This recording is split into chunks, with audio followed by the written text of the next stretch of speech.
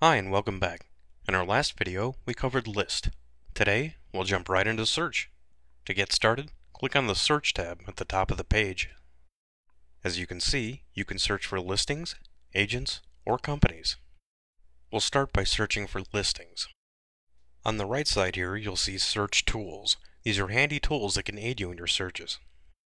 If you know the listing ID of a property, you can search for it directly here. You can enter multiple IDs as well. Client folders are an easy way to organize your search results. We'll learn more about them in a bit. You can save your searches so you can refer back to them later. They'll show up here. Your most recent searches appear here as well, showing the date, time, and parameters. There is also an advanced search option. We'll get into that later. Select what type of property you're searching for: sale, lease, or both. You can also search auctions and comps. Select one or more categories of the properties you are searching for.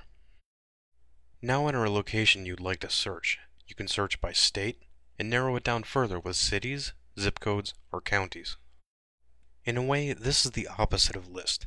In list, you want to be as specific as possible so others can find your listings more easily. But if you're looking for more results, sometimes reducing the amount of fields you fill in here can yield a bigger search pool. However, if you are looking for a specific listing, the more criteria you add, the better. Property criteria includes price. You can also choose which format to search for. You can choose a range of buildings and lot sizes. You can also choose how to order your search results, exclude outdated listings, and/or show pending listings. Clicking on More Options reveals the Advanced Search form. The Advanced form allows for more fine-grained control over the search parameters. As you see, a whole lot more of both categories and subcategories are now available. Under Location, you can fill out the address of the property you want directly, if you know it.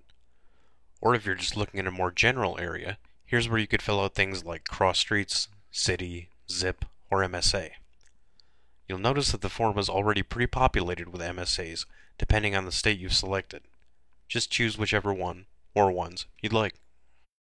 Choosing a state will also populate the form with counties, cities, and postal codes for your convenience. Under Property Criteria, more options are available as well.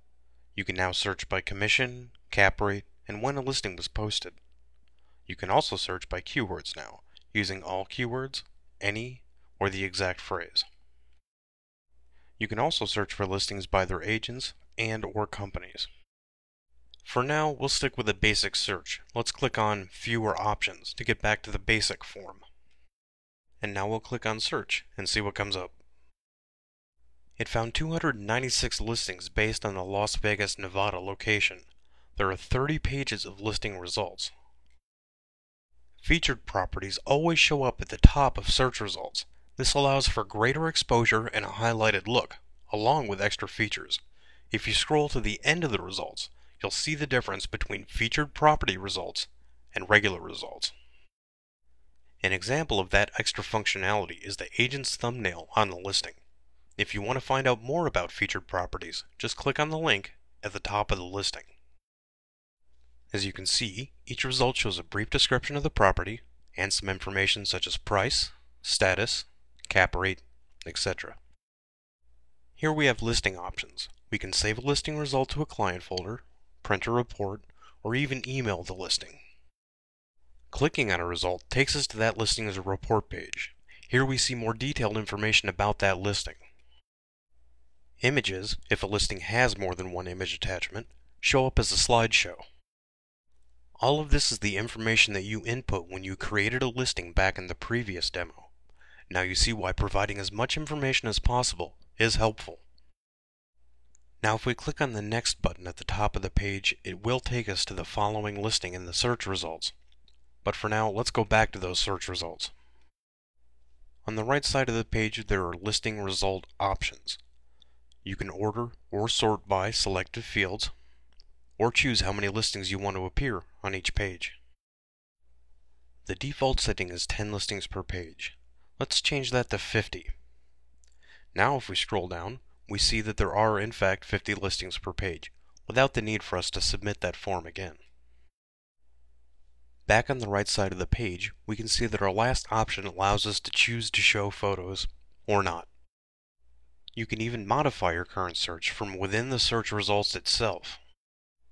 Suppose you wanted to add another category to search, say vacant land. We select it here from the checkboxes under categories. For now, we'll omit any other search options, though of course you could add or change more if you so desired.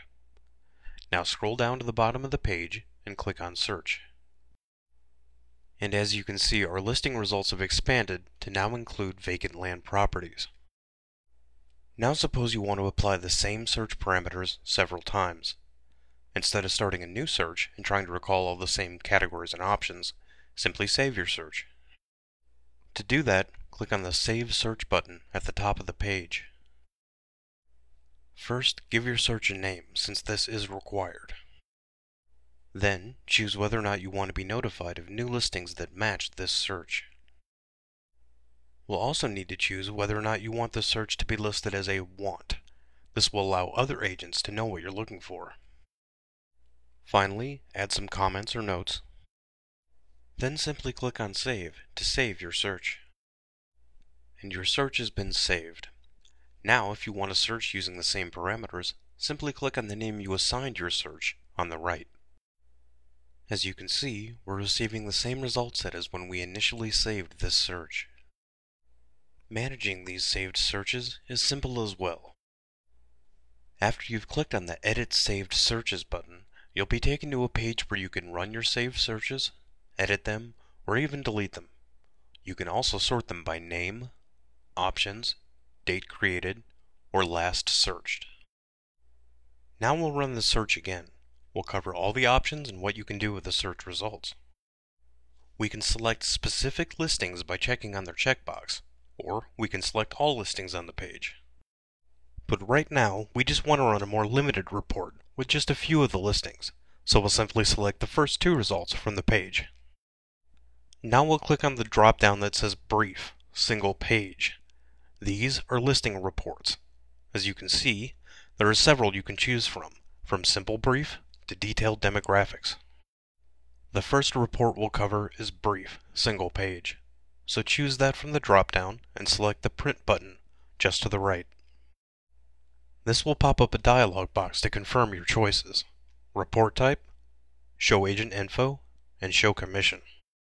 The Prepared For field allows you to enter the name of an agent or a company that this report is to be presented to. Now click Create Report. This will open another dialog box.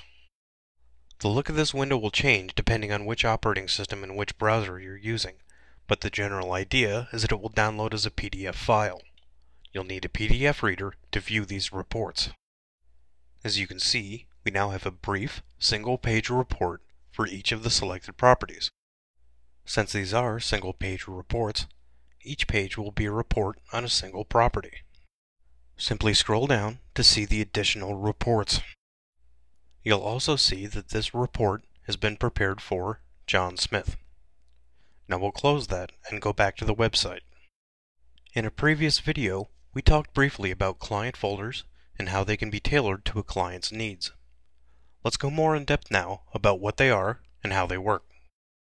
Back on the search results page, we have two listings checked. Let's click on Add to Client Folder. The system will now ask you if you want to save to a current client folder or create a new one. Let's create a new one. Now give your folder a name. A good name would be to include your client's name, but I'll just give it a generic one for an example. Hit Save. The selected listings have been saved. You can now choose to immediately view the folder or to close the window. We'll close the window. Now we can access our client folders from the Search Tools section on the right. Click on Client Folders, and it will list all of your current folders. And there's John Smith Co., the folder we just created. When we click on it, we see the two listings we checked off. We can manage all of our client folders easily from one page. Email the folder to a client, add or remove listings from the folder, or delete the entire folder. So as you can see, client folders are a great way of organizing listings based on your searches and presenting them to a client. Rather than searching over and over again, simply save the listing to a folder and have it ready to present. In addition to searching for listings, you can also search for agents.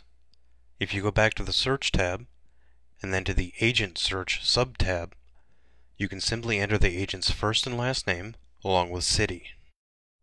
These are the only required fields, though of course, there are other options to help you narrow down your results.